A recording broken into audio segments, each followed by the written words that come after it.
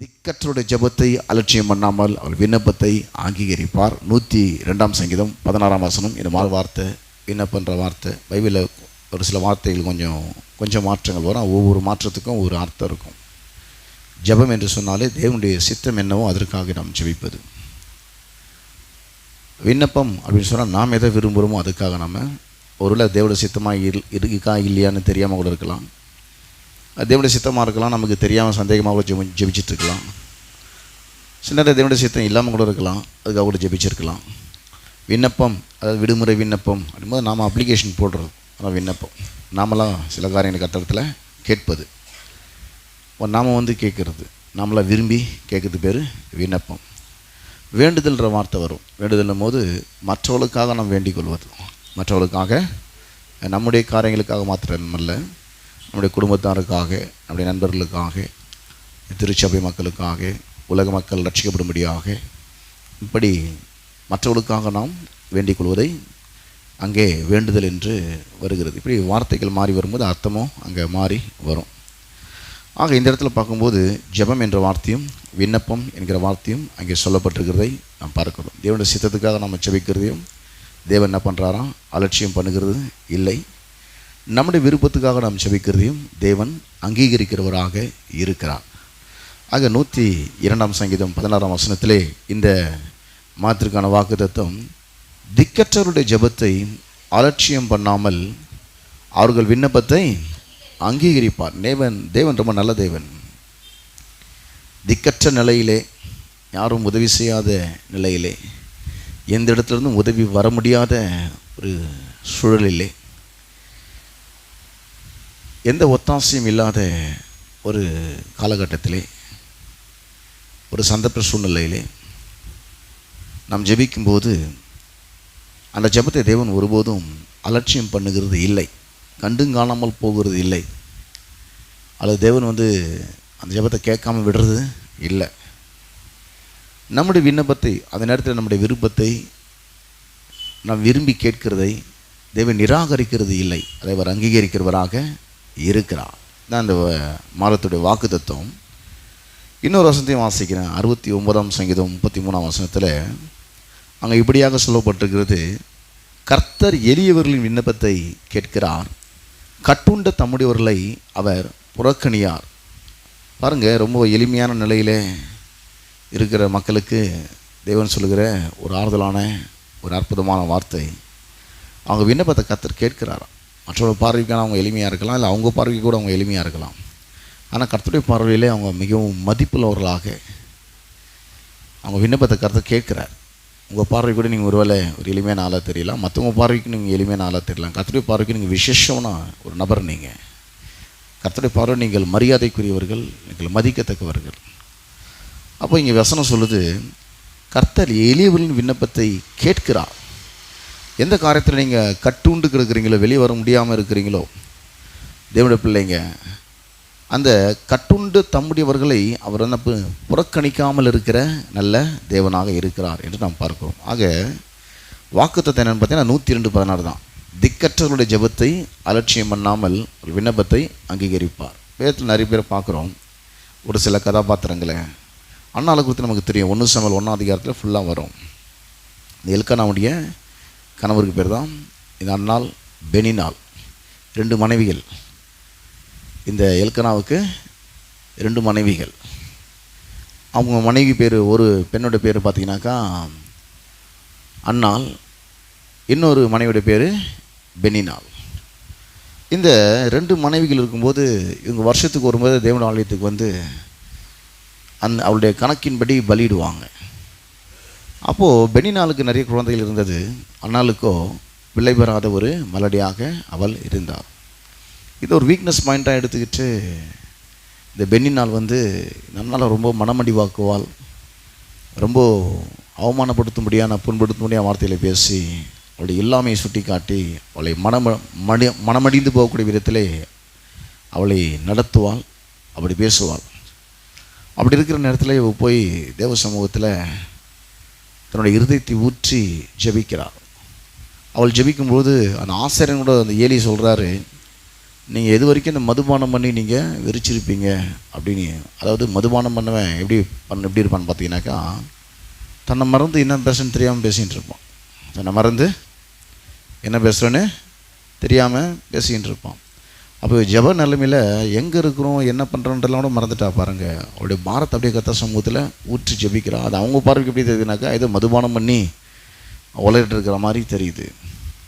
அப்போ இவ சொல்கிறா அந்த ஏலிக்கிட்ட, நான் மதுபானமும் திராட்சரசமும் குடிக்கல, நான் ஒரு மனக்லேசம் உள்ள ஸ்திரீ, நான் இப்படி ஜெபிக்கிறேன், என்னுடைய ஒரு குழந்தை வேணும்னு சொல்லி. இப்படி ஜெபிக்கும்போது பார்த்தீங்கன்னாக்கா, அந்த ஜெபத்திற்கான பதிலை இந்த 1 சாமுவேல் 1:17 ஏலி சொல்கிறாரு.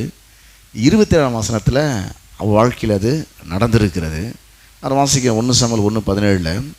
அதற்கு ஏலி, சமாதானத்துடனே போ, நீ இஸ்ரவேலின் தேவனிடத்தில் கேட்ட உன் விண்ணப்பத்தின்படி அவர் உனக்கு கட்டளையிடுவாராக என்றான்.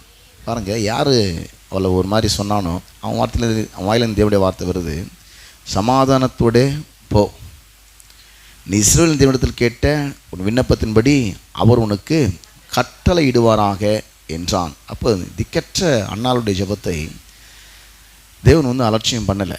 ஒருவேளை அவனுடைய கணவரோ அவளுடைய சக்கலத்தையோ இல்லை அங்கிருந்த மற்றவர்களோ இல்லை ஏலியை கூட அங்கே அலட்சியம் பண்ணியிருக்கலாம். ஆனால் தேவன் ஒருபோதும் அவருடைய ஜெபத்தை அலட்சியம் பண்ணாமல் இந்த ஏலியை கொண்டே கர்த்தர் பேசுகிறார். என்ன பேசுகிறாருனாக்கா, அதற்கு ஏலி, சமாதானத்துடனே போ, நீ இஸ்ரவேலின் தேவனிடத்தில் கேட்ட உன் விண்ணப்பத்தின்படி அவர் உனக்கு கட்டளையிடுவாராக என்றான். இப்போ அது நடக்குது 27 அதே போல் கர்த்தர் ஏற்ற காலத்தில் ஒரு குழந்தையை கர்த்தர் கொடுத்தான். அநேக நாட்கள் மலடியாக இருந்த இந்த அண்ணாளுக்கு கர்த்தர் ஒரு சிறந்ததை கொடுத்தார். அந்த குழந்தை பார்த்திங்கன்னா சாமுவேல், தான் முதல் பெயர் சபா வரை ஒரு பெரிய தீர்க்கதரிசி. சவுல் ராஜாவை அந்த சாமுவேல் தான் அபிஷேகம் பண்ணினார். தாவீது ராஜாவையும் சாமுவேல் தான் அபிஷேகம் பண்ணினார். எந்த அளவுக்கு அவ ஒரு வேதனையோடு, ஒரு அலட்சியப்படுத்தப்பட்ட நிலையிலே, ஒரு திக்கற்ற நிலையிலே இந்த அண்ணால் இருந்தாலோ, அதை விட மிக சிறந்த ஒரு நிலையிலே கர்த்தர் அவளுடைய வாழ்க்கையிலே ஒரு ஆசீர்வாதத்தை கட்டளையிட்டார். அவளுடைய ஜெபத்தை தேவன் அலட்சியம் பண்ணாமல் அவளுடைய விண்ணப்பத்தை தேவன் அங்கீகரித்தார். இந்த 27 அந்த குழந்தை பிறந்த உடனே இப்போ அண்ணால் சொல்கிற வார்த்தை பாருங்கள், இந்த பிள்ளைக்காக விண்ணப்பம் பண்ணினேன், நான் கர்த்தரிடத்தில் கேட்ட என் விண்ணப்பத்தின்படி எனக்கு கட்டளையிட்டார். அப்போது அங்கே ஏலி திருதி சொன்னார், உனக்கு கட்டளையிடுவாராக, நீ தேவனிடத்தில் கேட்ட ஒரு விண்ணப்பத்தின்படி அவர் உனக்கு கட்டளையிடுவாராக. இப்போ அதற்கான பதிலை இவர் சொல்கிறான், இந்த பிள்ளைக்காக விண்ணப்பம் பண்ணினேன், நான் கர்த்தரிடத்தில் கேட்ட என் விண்ணப்பத்தின்படி எனக்கு கட்டளையிட்டார். இப்போ பார்த்தீங்கன்னாக்கா ஒரு திக்கற்ற நிலையில் எங்கள் அண்ணால் இருக்கும்போது கர்த்தர் அண்ணாளுடைய அந்த ஜெபத்தை அலட்சியம் பண்ணாமல் அவள் விண்ணப்பத்தை அங்கீகரித்து அதற்கான பதிலை தேவன் கட்டளையிட்டு அதை நிறைவேற்றின நல்ல தேவனாக அவர் இருக்கிறார். இப்படி நிறைய பேரை பார்க்கலாம் பைபிளில். எசேக்கியான்ற ஒரு ராஜா திடீர்னு ஏசாயா தீர்க்கதரிசி சொல்கிறாரு, உன் வீட்டுக்காரத்தினை ஒழுங்குபடுத்து, நீ மறிக்க போகுது அப்படின்னு சொல்லி. அப்போ அவர் சோர்பக்கமாக திரும்பிடும் மனம் கசந்து அழறாரு.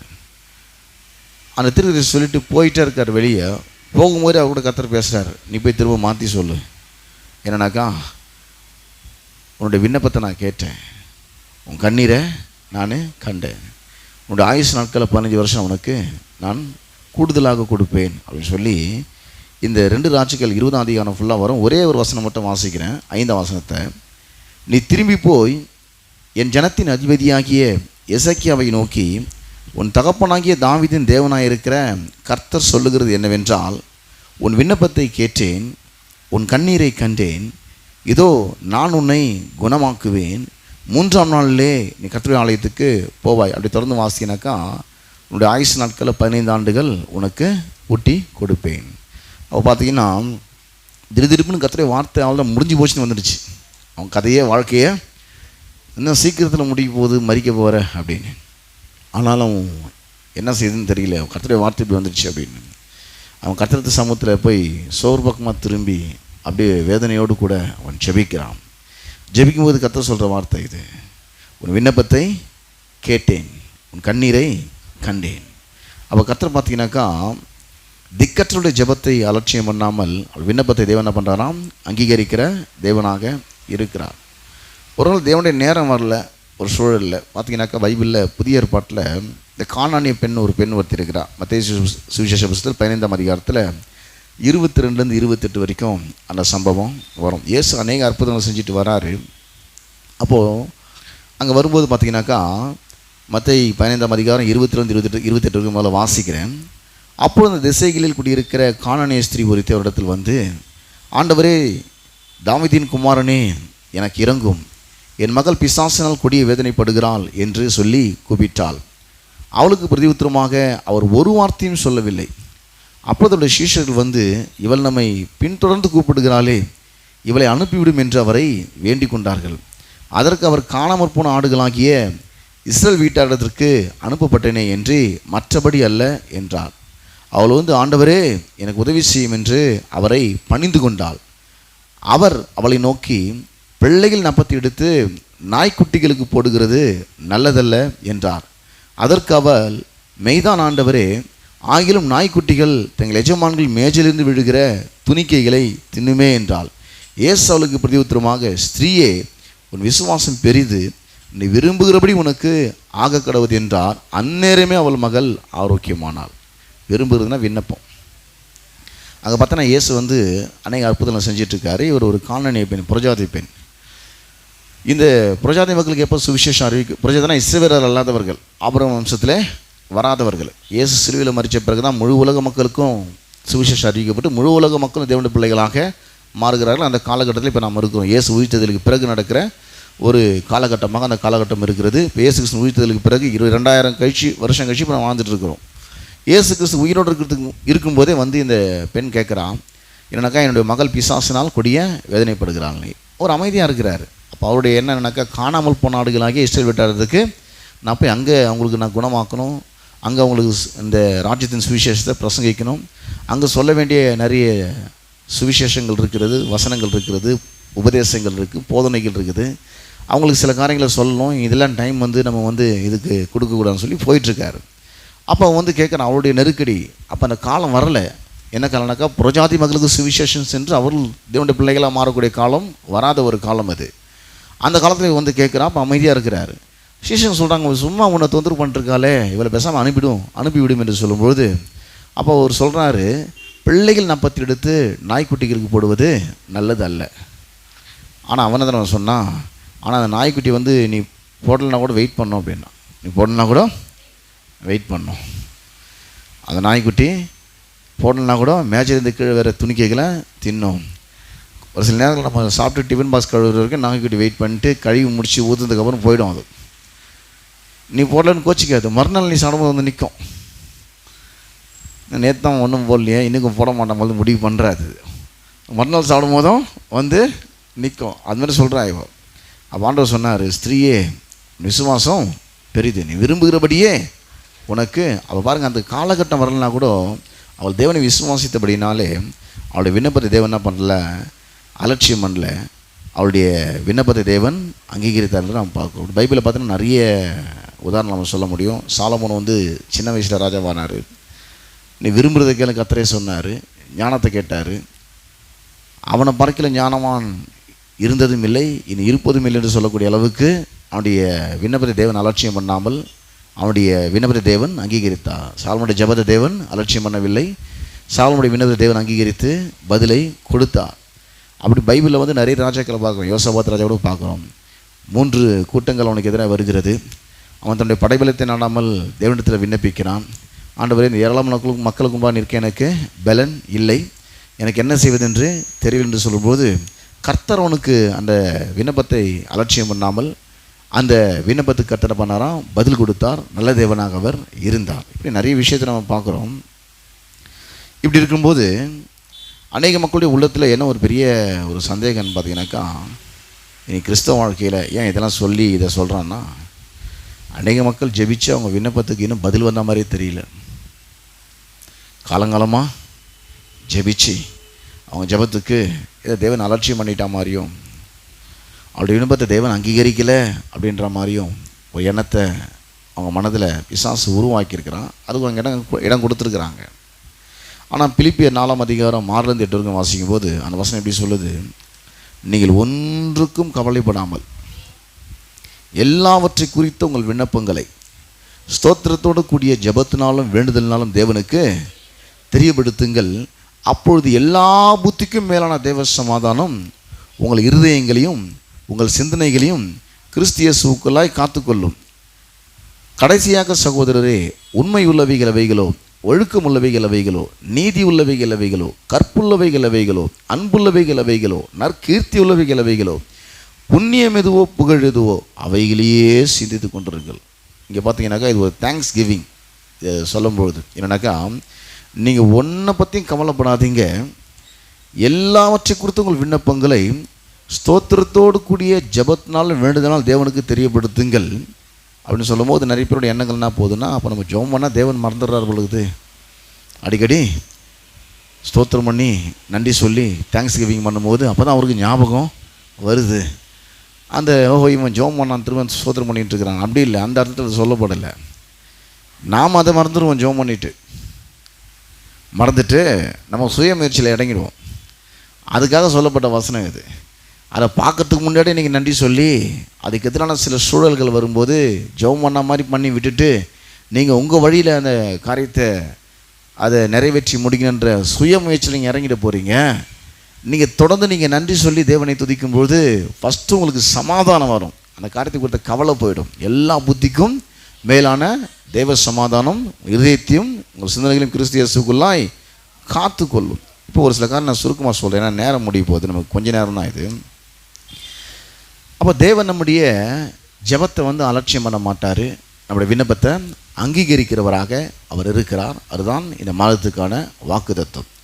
அப்படி இருக்கும்போது அநேக மக்களுடைய உள்ளத்திலே அவருடைய ஜெபம் அலட்சியம் பண்ணப்பட்டது போலவும் அவருடைய விண்ணப்பம் அங்கீகரிக்கப்படாமல் நிராகரிக்கப்பட்டது போலவும் உணர்வதற்கு என்ன காரணம் என்பதை பார்ப்போமானால், அவங்க இடத்துல ஒரு டவுட் வருது. என்ன டவுட்னா, ஜெபம் பண்ணதுக்கப்புறம் தேவன் நம்முடைய ஜெபத்துக்கு செவி கொடுக்குறாரா இல்லையா, அல்லது நான் தேவ சித்தத்தின்படி தான் ஜெபிக்கிறேனா இல்லையான்னு சந்தேகம் வருது. ஏன்னா பைபிளில் சில வசனங்கள் அப்படி இருக்கிறதுனால அவங்க அதை வேறு மாதிரி புரிஞ்சுக்கிறாங்க. என்ன வசனம்னா, 1 யோவான் 5ஆம் அதிகாரம் 14-15 வாசினாக்கா அந்த வசனம் இப்படி வரும், நாம் எதையாகிலும் நம்மளுடைய சித்தத்தின்படி கேட்டால் அவர் நமக்கு செவி கொடுக்கிறார் என்பதே அவரை பற்றி நாம் கொண்டிருக்கிற தைரியம். நாம் எதை கேட்டாலும் அவர் நமக்கு செவி கொடுக்கிறார் என்று நாம் அறிந்திருந்தோமானால் நம்மளிடத்தில் கேட்டவைகளை பெற்றுக்கொண்டோம் என்றும் அறிந்திருக்கிறோம். இங்கே சித்தத்தின்படி கேட்டால் செவி கொடுக்கிறார். அப்போ நான் சித்தத்தின்படி கேட்டனா இல்லையா, நான் சித்தத்தின்படி கேட்டனா இல்லையா, எந்த டவுட் வந்துடும் பாருங்க. அந்த வசனம் சித்தத்தின்படி கேட்டால் செவி கொடுக்குறாரு, அப்போ நான் கேட்டது சித்தமாக இல்லைன்னு எனக்கு தெரிலங்க. 2 வசனத்தில் அதை புரிய வச்சிடலாம் சித்தமாக இல்லையான்றது. ஃபஸ்ட்டு, எவ்வளோ மோசமான ஒரு ஒஸ்டான மனுஷனாக இருந்தாலும் அந்த மனுஷனுக்கான கிரயம் கல்வாரி சிலுவையில் இயேசு கிறிஸ்து கொடுத்திருக்கிறார். அந்த மனுஷன் ரட்சிக்கப்படவும் சத்தியத்தை அறிகிற அறிவை அடையவும் அவர் சித்தமுள்ளவராக இருக்கிறார். எப்படியாப்பட்ட மனுஷன் ரட்சிக்கப்படணும், தேவனுடைய சித்தம். 2வது, நம்ம எல்லாவற்றிலும் வாழ்ந்து சுகமாக இருக்கணும். இதெல்லாம் ஏற்கனவே போதிச்ச வசனங்க, எல்லாவற்றிலும் வாழ்ந்து சுகமாய் இருக்கணும். சரி, தேவனுடைய சித்தம் தெரியுது, நான் சரியில்லையே, தேவனுடைய சித்தம் தெரியுது, நான் இப்போ சரியில்லையே, எனக்கு அவர் கொடுப்பாரோ கொடுக்க மாட்டாரோன்னு தெரியலையே அப்படின்னும் போது என்னுடைய தகுதியின் அடிப்படையிலே என்னுடைய ஜெபத்திற்கு அவர் ஒருபோதும் பதில் கொடுக்கிறதில்லை. அப்படி ஒருவேளை பதில் கொடுப்பாரானால் எந்த மனிதரும் எதுவும் பெற்றுக்கொள்ள முடியாது, அந்த தகுதி எவருக்கும் கிடையாது. நிறைய பேர் இப்படி போலியான வேஷத்தை போட்டு மக்களை பாவம் ஏமாற்றிட்டாங்க. இவங்க தான் தேவனத்தில் வாங்கி கொடுக்குற ஒரு ஏஜென்ட் மாதிரி ஒரு தோற்றத்தை காண்பிச்சு இவங்க ஜெபத்தை மட்டும் தான் கர்த்தர் கேட்குற மாதிரியும், இவங்ககிட்ட போய் தான் அந்த வேலையை கர்த்தர் முடிக்கிற மாதிரியும் முடிச்சுக்க முடியுன்ற மாதிரியும் ஒரு எண்ணத்தை இவங்களாம் வளர்த்துட்டு மக்களுக்கு அப்படி வளர்த்து விட்டுட்டாங்க. பெத்த தாயானோட போய் ஓரமாக உட்காருன்னு சொல்கிற தேவன் அவர். அவங்கள என்கிட்ட அனுப்பி நான் சொல்கிறது அவங்க செய்வாங்க. அவங்கள என்கிட்ட அனுப்பு. அந்த மேரி அம்மாவுக்கு புரிஞ்சிடுச்சு. அவங்க பேர் மேரி, மரியாள் அவங்க. இப்போ இருக்கிற மேரி அம்மாங்களுக்கு அது புரியவே மாட்டேங்குது. இந்த காலகட்டத்தில் இருக்கிற மேரி அம்மாங்களுக்கு, அந்த மேரி அம்மாவுக்கு அது கரெக்டாக புரிஞ்சிடுச்சு. அவங்க வந்து கேட்டாங்க, இவங்களுக்கு திராட்சரசம் குறைவுபட்டதுன்னு. உடனே அந்த மேரி அம்மா பார்த்து சொன்னார், ஸ்திரீயை உனக்கு எனக்கும் என்ன, என் வேலை இன்னும் வரலன்னு. அந்த மேரி அம்மா போய் அமைதியாக உட்காந்துட்டு சொன்னாங்க, நீ போப்பா, உன் வார்த்தைக்கு அவர் ரெஸ்பாண்ட் பண்ணுவார்னு. உடனே இவங்க வந்து அவர் சொன்னதை செஞ்சாங்க. கச்சாரில் தண்ணீரை நிரப்புனாங்க. அங்கே அற்புதம் நடந்தது. அப்போ தேவன் ஒருபோதும் பார்த்தீங்கன்னாக்கா ஒருத்தருடைய பரிந்துரையின் அடிப்படையிலே இன்னொருத்தருக்கு செய்யணுன்ற ஒரு தேவன் அல்ல. அவர் திக்கற்றோட ஜெபத்தை என்ன பண்ணாராம், அலட்சியம் பண்ணாமல் அவருடைய விண்ணப்பத்தை அங்கீகரிக்கிற நல்ல தேவனாக இருக்கிறார். எப்படிப்பட்ட ஆபத்தான நெருக்கடியான நேரத்திலும் கூட, திக்கற்ற நிலையிலும் கூட, இந்த நேரத்தில் யாருமே உதவ முடியாத சூழ்நிலை கூட கர்த்தர் நம்முடைய ஜெபத்தை வந்து அலட்சியம் பண்ணுறதில்ல, அதை அங்கீகரிக்கிற நல்ல தேவனாக இருக்கிறார். அநேக மக்கள் நினைக்கிறாங்க, நானும் சரியில்லை, நான் சரியாக ஜெபிக்கிறதில்ல, சரியாக வேதம் வாசிக்கிறதில்ல, சரியாக கோயிலுக்கு போகிறதில்ல, நான் பரிசுத்தமாக வாழ்றதில்லை, என்னுடைய பேச்சு நடவடிக்கைலாம் ஒன்றும் சரியில்லை, நான் இன்னும் கொஞ்சம் வளர வேண்டியது இருக்குது, அது வரைக்கும் இவங்களை டிபெண்ட் பண்ணி தான் வாழன்ற மாதிரி எண்ணத்தை இவங்களே வளர்த்துக்கிறாங்க. பாருங்கள், அவர் இயேசுவையே நம்முடைய நீதியாக்கி இருக்கிறார். நம்முடைய நீதியின் அடிப்படையில் நம்முடைய ஜபத்துக்கு பதில் வருவதில்லை. நம்ம அடிக்கடி நல்லா வாசித்த பகுதி 2 Corinthians 5:21, நாம் அவருக்குள் தேவனுடைய நீதியாகும்படிக்கு பாவம் அறியாதவரை நமக்காக அவன் நீதி எத்தனை வந்தான் ஜெபம் பண்ணுறதுக்கு. அவன் ஜெபம் நிராகரிக்கப்பட்டது. இயேசுவே நீதி என்று ஒரு மனுஷன் சொன்னான், ஆண்டவரே பாவியாக என் மேல் கிருபையாயிடும். அவன் நீதி எத்தனை வந்தான், இந்த நீதியை வச்சு ஜெபம் என் ஜெபத்தை அங்கீகரிச்சிடுவார்னு. வாரத்தில் 2 முறை உபவாசிக்கிறேன், சம்பளத்தில் தசமாக கொடுக்குறேன், நான் எந்த விதமான பாவமும் செய்யறதில்லைன்னு. அன்பானவர்களே, நம்முடைய நீதியின் அடிப்படையிலே தேவன் பதில் கொடுக்கறதில்லை. உங்கள் நன்னடத்தின் அடிப்படையில் அவர் பதில் கொடுக்கறதில்லை. உங்கள் சுயநீதியின் அடிப்படையில் அவர் பதில் கொடுக்கறதில்லை. நீங்கள் யோக்கியமாக இருக்கிறீர்கள், ஒழுக்கமாக இருக்கிறீர்கள் என்ற உங்கள் தகுதியின் அடிப்படையில் உங்கள் ஜெபத்துக்கு பதில் வருவதில்லை. இயேசுவையே உங்கள் நீதியாக்கி இருக்கிறார். அவர் நாமத்தை யூஸ் பண்ணி தான் நீங்கள் நானும் ஜெபம் பண்ணுறோம். அவர் நாமத்தை சொல்லி கிடைக்கலாம், அது நமக்கு அசிங்கம் இல்லை. அவர் நாமத்துக்கே அங்கே வேல்யூ இல்லைன்ற மாதிரி அர்த்தமாகிட்டு, அது அவர் நாமத்தை சொல்லியிருக்கு, கண்டிப்பாக அது கிடைக்கும். கண்டிப்பாக அது ரொம்ப ஆணித்தரமாக இருந்த விஷயத்தில் இது மக்கள் இந்த தான் தடுமாறி போய் விழுந்து மற்றவங்கள சார்ந்துருவாங்க. பாருங்கள், என் ஜெபத்தை தேவன் வந்து அலட்சியம் பண்ணிட்டார், என் ஜெபத்தை தேவன் வந்து அங்கீகரிக்கலை, விண்ணப்பத்தை தேவன் வந்து அங்கீகரிக்கிற மாதிரி எண்ணத்தெல்லாம் வளர்த்துவாங்க. இல்லை இல்லை, தேவன் ரொம்ப நல்ல தேவன். அவர் திக்கற்றுடைய ஜெபத்தை வந்து அலட்சியம் பண்ணாமல் அவருடைய விண்ணப்பத்தை அங்கீகரிக்கிற நல்ல தேவனாக அவர் இருக்கிறார். உங்களுடைய ஜெபத்தை தேவன் வந்து அலட்சியம் பண்ணுகிறது இல்லை. உங்களுடைய விண்ணப்பத்தை தேவன் அங்கீகரிக்கிற நல்ல தேவனாக அவர் இருக்கிறார். இன்னொரு பிரச்சனை என்னன்னு பார்த்தீங்கன்னாக்கா, இந்த ஜெபிக்கிற நாட்கள் கிட்ட எப்போ என் ஜெபத்துக்கு பதில் வரும்னு தெரியல. எப்போ என் ஜெபத்துக்கு அந்த விடிவு காலம் என்னைக்குன்னே தெரியலையான்ற மாதிரி நிறைய பேர் உள்ளங்கள்லாம் இருக்குது. அது எப்போன்றது இங்கே சொல்லப்பட்டிருக்கு. எங்கே சொல்லணும்னா பல முறை சொல்லிட்டோம். யோவான் 16:23-24 என்னென்னா, அந்த நாளிலே, அது எந்த நாள்னா இயேசு கிறிஸ்து உயிர்த்தெழுந்து புதிய உடன்படிக்கை அமலுக்கு வருகிற அந்த நாளிலிருந்து நம்முடைய ஜெபங்களுக்கெல்லாம் உடனே அவர் பதில் கொடுத்துட்றாருன்னு அந்த வசனம் சொல்லுது.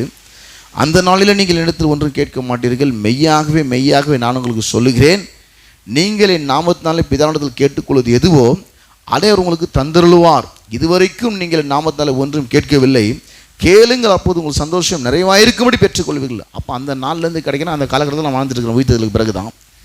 ஏன் எனக்கு கிடைக்கல? உடனே பதில் வந்து இருக்கணுமே. என் ஜெபத்தை தேவன் வந்து அலட்சியமான தேவனாக இருக்கிறாரு, விண்ணப்பத்தை அங்கீகரிக்கிற தேவனாக இருக்கிறாரு. வாக்குத்தத்தம் அப்படி சொல்லப்படுகிறது. வாக்குத்தத்தம் ஆம் என்றும் ஆமென் என்றும் இருக்கிறது. அவர் ஜெபத்தை கேட்குறாருன்னு சொல்கிறோம். அப்படி இருந்தால் கூட ஏன் என்னுடைய தகுதியின் அடிப்படையில் ஒன்றும் ஜெபத்துக்கு பதில் வர்றதில்லை. இயேசுனுடைய தகுதியின் அடிப்படையில் தான், அவர் தான் என்னுடைய நீதி, அதனால தான் எனக்கு பதில் வந்து நல்லா தெளிவாக தெரிஞ்சு போச்சு. ஜெபம் பண்ணால் கண்டிப்பாக கர்த்தர் கொடுத்துட்றாருன்னு தெரிஞ்சு போச்சு. ஏன் வாழ்க்கையில் வந்து காலதாமதங்கள் ஆகிறது? என் வாழ்க்கையில் காலதாமதங்கள் ஜெபித்ததுக்கான பதிலை பெறுவதற்கு, ஜெபித்த பின்பு எதுக்காக ஜெபிச்சிங்களோ அது கையில் கிடைக்கிறதுக்கு ஏன் டிலே ஆகுது அப்படின்ற ஒரு குழப்பம் இன்றைக்கி மக்கள் மத்தியில் இருக்குது. பாருங்கள், கிறிஸ்தவர்கள் மத்தியில். அதுக்கு 2 காரியத்தை அவங்க கொஞ்சம் கரெக்ட் பண்ணணும். பண்ணிட்டாங்கன்னா சரியாயிடும். ஃபஸ்ட்டு முதல்ல ஒன்று சொல்லிட்டோம், இன்னும் 2 எக்ஸ்ட்ரா சொல்கிறேன் பாருங்கள். ஃபஸ்ட்டு என்னன்னாக்கா, நீங்கள் எவ்வளோ நல்லவர்களாக இருந்தாலும் அதை ஒரு தகுதியாக நினச்சி உங்களுக்கு பதில் வரவே வராது. அந்த நல்லவன்றதை நீங்கள் இன்னும் கொஞ்சம் இம்ப்ரூவ் பண்ணி அதனால் பதில் வர நினச்சா நீங்கள் ஏமாந்து போயிடுவீங்க. அதுக்காக நீங்கள் கட்டவனமானன்றது என் பிரசங்கம் இல்லை. அதுக்காக நீங்கள் எப்படி வேணால் வாழ்ந்துக்கலான்றது என்னோடய பிரசங்கம் இல்லை. உங்கள் நிலைமை எப்படி இருந்தாலும் பரவாயில்ல, உங்கள் ஜெபத்துக்கு பதில் வரன்றது என்னுடைய பிரசங்கம். உங்கள் நிலைமை எப்படி இருந்தாலும் அது ஜெபத்துக்கு பதில் வரதுக்கு ஒரு பெரிய பிரச்சனையே இல்லைன்றது என்னோடய பிரசங்கம்.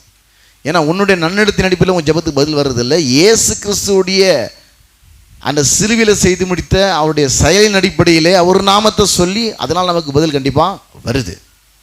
ரெண்டாவது, மார்க் 11:24 வாசிக்கும் போது அங்கே ஒரு வசனம் வரும். ஆதலால் நீங்கள் ஜெபம் பண்ணும்போது எவைகளை கேட்டுக்கொள்வீர்களோ அவைகளை பெற்றுக்கொள்வோம் என்று விசுவாசிங்கள், அப்போது அவைகள் உங்களுக்கு உண்டாகும். இங்கே 2 முறை விசுவாசம். ஃபஸ்ட்டு ஜெபிக்கிறதுக்கு முன்னாடி விசுவாசம், ஜெபிச்சதுக்கு அப்புறமும் விசுவாசம். ஜெபிக்கிறதுக்கு முன்னாடி விசுவாசம், ஜெபிச்சதுக்கு அப்புறமும். இதுக்கு முன்னாடி வாசனை விளங்கும். ஏன்னாக்கா ஒரு முக்கியமான விஷயத்த சொல்கிறாரு. இந்த ஃபார்முலா ஏதோ வீரர்களுக்கு வீராங்கனைகளுக்கு மட்டும் வேலை செய்யணும்னு நினச்சிக்காதீங்க, எல்லாருக்கும் வேலை செய்யன்றார். ஜெப வீரர்களுக்கும் வீராங்கனை மட்டும் வேலை செய்யணும் மைண்ட் செட் வச்சுட்டு போகிறீங்க அப்படின்னு சொல்லி 23 சொல்கிறார். எவனாகிலும் அப்படின்னா யாருக்கு வேணாலும் இந்த ஃபார்முலா வேலை செய்யன்றார். என்ன ஃபார்முலா? இந்த மலையை பார்த்து உனக்கு எது ஒரு பெரிய தடையாக, ஒரு பிரச்சனையாக, ஒரு போராட்டமாக இருக்குதோ அது ஒரு மலை. உனக்கு அந்த மலையை பார்த்து நீ சமுத்திரத்திலே தள்ளுண்டு போய் என்று சொல்லி தான் சொன்னபடி நடக்கும் என்று தன் இருதயத்தில் சந்தேகப்படாமல் விசுவாசித்தால் அவன் சொன்னபடி ஆகும் என்று மெய்யாக உங்களுக்கு சொல்லுன்னு சொல்லிட்டு இப்போ சொல்கிறார். ஆதலால் நீங்கள் ஜெபம் பண்ணும்போது அது ஜெபத்தில் கனெக்ட் பண்ணுறாரு. அதுக்கு முன்னாடி ஒரு விஷயத்தை அவர் பண்ணி காட்டுறாரு. அவர் பெத்தானியான்ற ஊருக்கு வராரு. அங்கே இலைகளில் அத்தி மரத்தை பார்க்குறாரு. அது அத்திப்பழ காலமே கிடையாது. அங்கே நின்று ஒருவனும் ஒரு காலத்தில் கனி புசியாக இருக்கிறவங்க சொல்லி சபிக்கிறாரு. சீஷருங்க அதை கேட்குறாங்க. அன்றைக்கி ஒன்றும் நடந்த மாதிரி தெரியல. மறுநாள் காலையில் அந்த வழியாக திரும்ப வரும்போது அது அத்திமரம் வேரோடு பட்டு பிறகுத அவங்க பார்க்குறாங்க. அப்போ நேற்று ஆண்டவர் இதை சபிச்சார்னு பேதர் நினைவு ஆண்டவர் நீ சபித்த அத்திமரம் பட்டு போச்சுன்னு. அப்போ அவர் சொல்கிறாரு, தேவனிடத்தில் விசுவாசம் உள்ளவங்கன்னு சொல்லிட்டு இப்போ இந்த வார்த்தையை சொல்கிறாரு. எனக்கு மட்டும் இந்த ஃபார்முலா வேலை செய்ய நினச்சிட போகிறப்பா, இந்த ஃபார்முலா எல்லாருக்கும் வேலை செய்யணும்னு சொல்லிட்டு இப்போ ஜெபத்தோடு கனெக்ட் பண்ணி பேசுகிறார். இப்போ 24 ஆகையால் நீங்கள் ஜெபம் பண்ணும்போது. அப்போ எதுக்காக ஜெபிச்சிங்களோ அது நடக்காத மாதிரி தெரிஞ்சாலும் தொடர்ந்து விசுவாசத்தை அது மேலே வைங்க. உங்கள் கண்ணில் பார்க்கறத வச்சு எடை போட்டுறாதீங்க. உங்கள் கண்ணுக்கு பின்னாடி ஒரு வேலை நடந்துட்டுருக்குது, கண்ணுக்கு தெரியாமல் ஒரு வேலை நடந்துட்டுருக்குது. அந்த பிரச்சனையெல்லாம் தரமட்டமாகக்கூடிய ஒரு காரியம் அங்கே நடந்துக்கிட்டு இருக்குது. கண்ணில் பார்த்து பட்டு போலியே நினச்சி பேசிட்டு போகிறீங்க, அவிசுவாசம் பேசிட்டு போகிறீங்க. பேசுனதாகவே இருக்கட்டும், அதுக்கு ஏறுமாறாக பேசிடாதீங்க. என்ன சொல்லி ஜெபிச்சிங்களோ அதே விசுவாச அறிக்கையாக பண்ணுங்க. நிச்சயமாக அது நிறைவேறும், நிச்சயமாக அது நிறைவேறும், அது நடக்கும். அப்படி தான் பார்த்தீங்கன்னாக்கா எலியான்ற ஒரு மனுஷனை பற்றி பைபிளில் நம்ம வாசிக்கிறோம். என்னக்கா அதை யாக்கோபில் புதிய ஏற்பாட்டில் இந்த அப்போஸ்தலர் எழுதுகிறாரு. 5ஆம் அதிகாரம் 14-18 வரைக்கும்.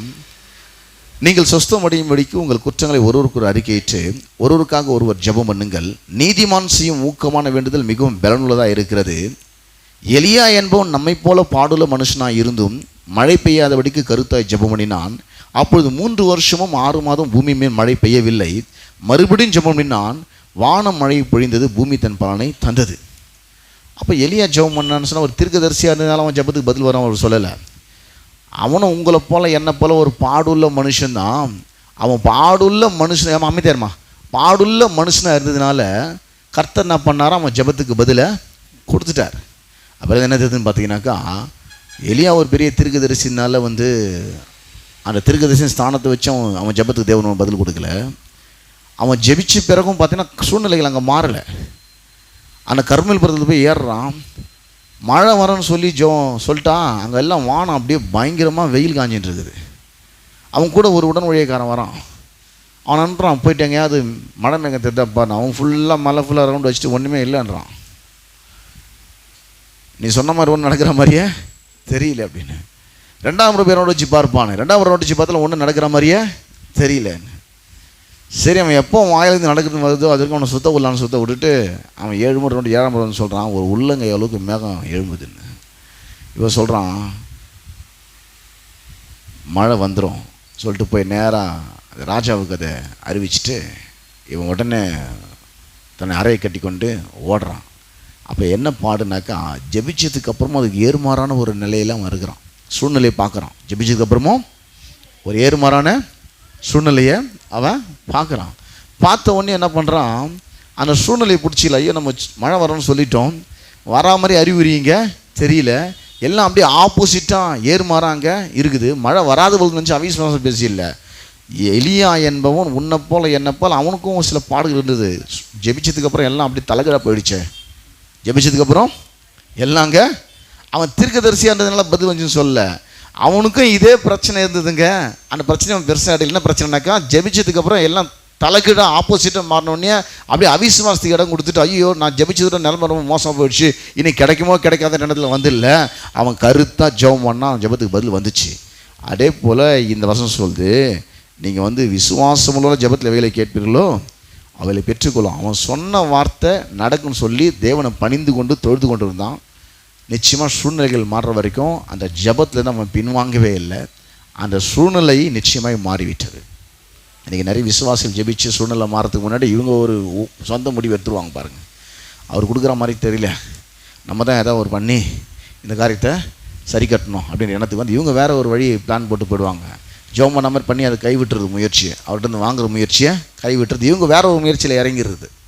ஏன்னாக்கா இவங்களுக்கு வந்து இந்த ஆவிக்குரிய விஷயத்தில் என்ன நடக்குதுன்னே தெரிய மாட்டேங்குது. ஆவிக்குரிய காரியத்தில் ஏன் நடக்குதுன்னு ஒரு முறை பார்த்தீங்கன்னா, பிரியமான புருஷனே நீ வேண்டிக் கொள்ள போதே கட்டளை வெளிப்படுதுன்னு தானியேலை பார்த்து சொன்னார் அந்த தேவதூதன்.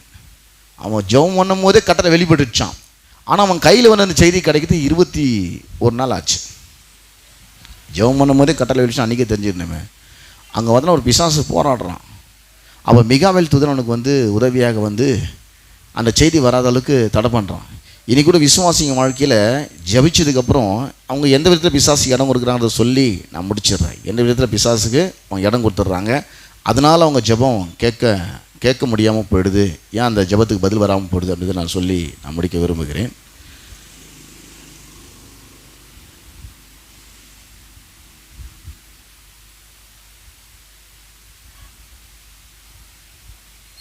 மத்தேயு சுவிசேஷ புஸ்தகத்தில் 18ஆம் அதிகாரத்தில் 23-35 வரைக்கும் ஒரு பெரிய சம்பவம் அது. இந்த சம்பவத்துடைய ஒரு விஷயத்தை நான் சொல்லிவிட்டு அதுக்கப்புறம் நான் இதை வாசிக்கிறேன். ஏன் இந்த ஜெபத்துக்கு வந்து சில நேரத்தில் பிசாசு வந்து இவங்க ஜெபத்தை தடுப்புறதுக்கு எப்படி இவங்களை இடம் கொடுத்துட்றாங்கனாக்கா, மனிதர்கள் மேலும் தேவன் மேலும் ஒரு கசப்பை உண்டாக்குறான். அந்த கசப்பை இவங்க கொஞ்சம் வளர்த்துக்கிறதுனால இப்போ அந்த ஜெபத்துக்கு பதில் வரும்போது அவன் நிற்கிறான், இவன் ஏன் ஆள், நீ பதில் கொடுக்கக்கூடாது, இவங்களுக்கு நான் கசப்பை உருவாக்கி வச்சுருக்கிறேன். என்ன உருவாக்கி வச்சுருக்கிறேன்? கசப்பை. அப்படி தான் பேதுருக்கு வாழ்க்கையில் நிறைய கசப்புகள் இருந்து கர்த்தர் நீக்கி போட்டார். அதெல்லாம் அப்படி தான் யோபுவுக்கு நிறைய கசப்புகள் இருந்து கர்த்தர் நீக்கி போட்டார். இப்படி நிறைய பேருக்கு நிறைய கசப்புகள் வாழ்க்கையில் இருந்தது, அதெல்லாம் நீக்கி போட்டார். யோபு பார்த்தீங்கன்னாக்கா தன் சிநேகிதன் மேலே கசப்பாக இருந்தான். ஏன்னா அவன் கர்த்தர் மேலே ஒரு கசப்பு அவனுக்கு வந்துடுச்சு. இப்போ அவனுக்கு ஆறுதல் சொன்னாலையும் கசப்பு வந்துடுச்சு. அவன் வந்து எல்லாத்தையும் எழுந்து நடுத்தரில் நின்றுட்டுருக்கிறான். இப்போ ஒரு விஷயத்தை புரிஞ்சுக்கினான், நான் கொஞ்சம் வெளிப்பாடு இல்லாமல் நிறைய விஷயத்தை என் சொந்தமாக பேசிட்டேன், வாயில் அலப்பிட்டேன், கதிர சித்தத்தை புரியாமல் பேசிட்டேன், இப்போ வாயை நான் பொத்தி கொள்கிறேன், அவர் சொல்கிறத நான் கேட்குற லெவலுக்கு வந்தவன். ஏன் முதல்ல யாருக்காக ஜெபம் பண்ணுறானாக்கா, சிநேகிதருக்காக ஜெபம் பண்ணுறானா. யாருக்காக ஜெபம் பண்ணுறான்? ஏன்னா அவங்க மேலே இருக்கிற கசப்பை தூக்கி போட்டு அவங்கள ஆஸ்வதிக்கணும்னு ஜெபம் பண்ணுறான். நான் நிறைய பேர் நினச்சிப்பாங்க, நீ அவங்களுக்காக ஜெபம் பண்ணால் கத்தவும் ஜெபம் எப்படி இல்லை, அவனுக்கு சிநேகிதர் மேலே ஒரு கசப்பு வந்துடுச்சு, தேவன் மேலே ஒரு கசப்பு வந்துடுச்சு.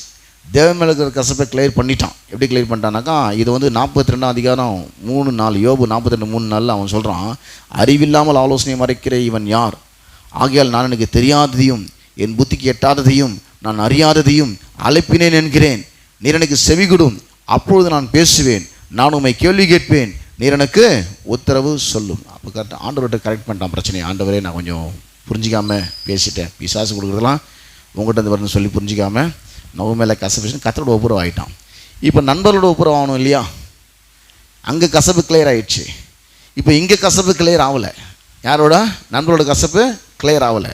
இப்போ 42:10 யோபு தன் சிநேகிதருக்காக வேண்டுதல் செய்த போது, யோபு தன் சிநேகிதருக்காக வேண்டுதல் செய்த போது கர்த்தரவன் சிறையிருப்பை மாற்றினார், யோபுக்கு முன்னிருந்த எல்லாவற்றை பார்க்கலும் இரட்டத்தனையாய் கர்த்தரவனுக்கு அருளினார். அப்போது ஜபத்துக்கு ஏன் டிலே ஆகுதுன்னு பார்த்தீங்கன்னா, ஃபஸ்ட்டு கர்த்தர் மேலே இருக்கிற அந்த தவறான அபிப்பிராயம் போகணும். ஏன்னா கர்த்தர் ஜபத்தை வந்து அலட்சியம் பண்ணிட்டாரு, என் விண்ணப்பத்தை நிராகரிக்கிறாருன்ற எண்ணம் போயிடணும். கர்த்தர் உங்கள் ஜபத்தை வந்து அலட்சியம் பண்ணுறதே இல்லை, உங்கள் விண்ணப்பத்தை அவர் அங்கீகரிக்கிறவராக இருக்கிறாரு.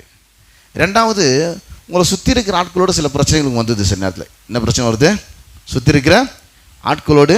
அதை தான் இப்போ இந்த மத்தேயு 18ஆம் அதிகாரம் 23-35 வாசனை முடிச்சிடுறேன். இங்கே பார்த்தீங்கன்னாக்கா சிம்பிளாக சொல்லி வாசனை அளவு ஈஸியாக புரிஞ்சிடும். மத்தேயு 18:23-35 வரைக்கும். எப்படி எனில், பரலோக ராஜ்யம் தன் ஊழிய காலத்தில் கணக்கு பார்க்க வேண்டும் இருந்த ஒரு ராஜாவுக்கு ஒப்பாக இருந்தது. அவன் கணக்கு பார்க்க தொடங்கின போது 10,000 தாலந்து கடன் பட்டவன் ஒருவனை அவனுக்கு முன்பாக கொண்டு வந்தார்கள். கடனை தீர்க்க அவனுக்கு நிர்வாகம் இல்லாதபடியினால் அவனுடைய ஆண்டவன் அவனையும் அவன் பெண் ஜாதி பிள்ளைகளையும் அவனுக்கு உண்டான எல்லாவற்றையும் விற்று கடனை தீர்க்கும்படி கட்டளையிட்டான். அப்போது அந்த ஊழியக்காரன் தாழ விழுந்து வணங்கி, ஆண்டவனே, என்னிடத்தில் பொறுமையாயிரும், எல்லாவற்றும் உனக்கு கொடுத்து தீர்க்கிறேன் என்றான். அந்த ஊழியக்காரனுடைய ஆண்டவன் மனதிறங்கி அவனை விடுதலை பண்ணி கடனை அவனுக்கு மன்னித்து விட்டான். எவ்வளோ கடன் பட்டான் இவன்? 10,000 தாலந்து. 24ஆம் வசனத்தில் 10,000 தாலந்து. இப்போ வர வழியில் ஒரு சம்பவம் நடக்குது. அப்படி இருக்க அந்த ஊழியக்காரன் பொறுப்படுகையில் தன்னிடத்தில் 100 வெள்ளிப்பணம் கடன் பட்டிருந்தான். தன் உடன் வேலைக்காரனை ஒருவனை கண்டு அவனை பிடித்து தொண்டையை நெரித்து, நீ பட்ட கடன் எனக்கு கொடுத்து தீர்க்க வேண்டும் என்றான். அப்போது அந்த வேலைக்காரன் காலிலே விழுந்து, என்னிடத்தில் பொறுமையாயிரும், எல்லாவற்றையும் கொடுத்து தீர்க்கிறேன் என்று அவனை வேண்டிக் கொண்டான்.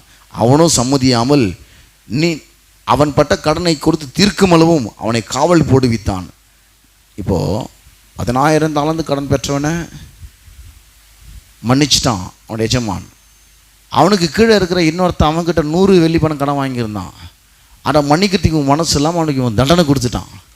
இதை இவனுக்கு மேலே இருக்கிறவன் கேள்விப்பட்டு, நான் இவனுக்கு இவ்வளோ பெரிய தொகையை மன்னிச்சிட்டேன், இந்த சின்ன தொகையை மன்னிக்கிறதுக்கு உனக்கு மனசு இல்லாமல் போயிடுச்சுன்னு சொல்லி இப்போ நடந்ததே அவன் உடன் வேலைக்காரன் கண்டு துக்கப்பட்டு அவனிடத்தில் வந்து நடந்ததெல்லாம் அறிவித்தான். அப்பொழுது அவனுடைய ஆண்டவன் அவனை அழைப்பித்து, பொல்லாத ஊழியக்காரனே, நீ என்னை வேண்டிக் கொண்டபடினால் அந்த கடன் முழுவதையும் உனக்கு மன்னித்து விட்டேன். நான் உனக்கு இறங்கினது போல நீயும் உன் உடன் வேலைக்காரனுக்கு இறங்க வேண்டாமோ என்று சொல்லி அவனுடைய ஆண்டவன் கோபமடைந்து அவன் பட்ட கடனெல்லாம் கொடுத்திருக்கும் அளவும் அவனை உபவாசத்திற்கு அவனை ஒப்பு கொடுத்தான் அப்படின்னு சொல்லிட்டு இப்போ 35ஆம் வசனத்தை பாருங்கள். நீங்களும் அவனவன் தன் சகோதரன் செய்த தப்புதங்களை மனப்பூர்வம் மன்னியாமல் போனால் என் பரமபிதா உங்களுக்கு இப்படியே செய்வார். என்ன சொல்ல வர்றாருன்னா, சிலுவையில் உன்னுடைய மிகப்பெரிய பாவத்தையே நான் மன்னிச்சிட்டேன். நீ எவ்வளோ தகுதி இல்லாத மனுஷனாக இருந்தோம், என்னுடைய குமாரனே உனக்கு தகுதி ஆகிட்டேன். நீ கேட்கறதுலாம் உனக்கு பதில் கொடுத்து நான் ரெடியாக இருக்கிறேன். நீ இவ்வளோ மோசமான பாவியாக இருந்தாலும் நான் மன்னித்து உனக்கான கிரயத்தை கொடுத்து உனக்கு இதோ காரியத்தை செஞ்சு நல்லா வச்சுருக்கிறேன். நீ உன்னுடைய சகோதரன்கிட்ட இருக்கிற சின்ன சின்ன விஷயத்தை பெருசு பற்றி கசப்பு கொளுத்துனால பிசாசு உபாதி குருன்னு இடம் கொடுத்துட்ட. இப்போ நீயே அவனுக்கு இடம் கொடுத்தனால அவன் தொந்தரவு கொடுத்துட்டுருக்கான். இப்போ ஜபத்துக்கு பதில் வராத அளவுக்கு. எப்படி தானியேல் வந்து ஜெபம் பண்ண அந்த நாளிலே கட்டளை வெளிப்பட்டது, ஆனால் அவன் கையில் வந்து அந்த செய்தி சேர்த்துக்கு 21 நாள் ஆச்சு. ஏன் ஜபத்துக்கு பதில் தாமதமாகுதுன்னா, ஒன்று விசுவாசத்தில் நிற்கிறது இல்லை, ரெண்டாவது மற்றவங்க மேலே கசப்பு வளர்த்துக்கிட்டு அப்படியே பிசாசு இடம் கொடுத்து வச்சிருக்குது. ஒன்று விசுவாசத்தில் நிற்கிறது இல்லை, அத்திமரத்தை பார்த்து பேசினா பேசந்தான், ஜெபம் பண்ணால் பண்ணத்தான், கர்த்தனை பண்ணுறதில்ல, என் ஜபத்தை அலட்சியம் பண்ணுறது இல்லை. அவன் விண்ணப்பத்தனை பண்ணுறாரு, அங்கீகரிக்கிற நல்ல தேவனாக இருக்கார். மீண்டும் வாக்குத்து வாசித்து முடிப்போம். 102ஆம் சங்கீதம் 16ஆம் வசனம். திக்கற்றவர்களுடைய ஜபத்தை அலட்சியம் பண்ணாமல் அவள் விண்ணப்பத்தை அங்கீகரிப்பார். அன்பானவர்களே, அன்னாளுடைய ஜபத்தை, எசேக்கியா ராஜாவுடைய ஜபத்தை, கானானிய ஸ்திரியுடைய ஜபத்தை, சாலோமோனுடைய ஜபத்தை, யோசபாத்துடைய ஜபத்தை, இப்படி அநேக திக்கற்ற நிலையில் ஜபித்த ஒவ்வொரு மக்களுடைய ஜபத்தை தேவன் வந்து அலட்சியம் பண்ணாமல் அவருடைய விண்ணப்பத்தை அங்கீகரித்தவர். நம்மளை பார்த்து சொல்கிறார், நீங்கள் ஒன்றுக்கும் கவலைப்படாதீங்க, எல்லாவற்றையும் கொடுத்துங்க, விண்ணப்பத்தை ஸ்தோத்திரத்தோடு கூடிய ஜபத்தினால் வேண்டுனாலும் தேவனுக்கு தெரியப்படுத்துங்க. அப்போ முதல்ல உங்களுக்கு சமாதானம் வரும். தேவன் என் ஜபத்தை வந்து என்ன பண்ணுறதில்ல, அலட்சியம் பண்ணவே இல்லை. என் விண்ணப்பத்தை தேவன் என்ன பண்ணுறாரு, நிராகரிக்கிறத அங்கீகரிச்சிருக்கிறாரு. கர்த்தர் மேலே இருக்கிற கசப்பை தூக்கி ஏறிங்க. மற்ற மனிதர்கள் மேலே உங்களுக்கு ஏதாவது வெறுப்பு கசப்பு இருக்குமானால் உடனடியாக உங்களை மன்னித்து அவளை ஒப்புரவாகி விடுங்கள். உங்கள் ஜபங்களுக்கெல்லாம் பதிலை இந்த மாதத்தில் நீங்கள் பார்ப்பீர்கள். வாக்குறுதியை மீண்டும் வாசித்து முடிக்கிறேன். திக்கற்றோட ஜபத்தை அலட்சியம் பண்ணாமல் அவர் விண்ணப்பத்தை அங்கீகரிப்பார். 102ஆம் சங்கீதம் 16ஆம் வசனம் இந்த மாதத்திற்கான வாக்குத்தத்த வசனம். கண்களை நாம் ஜெபிப்போம்.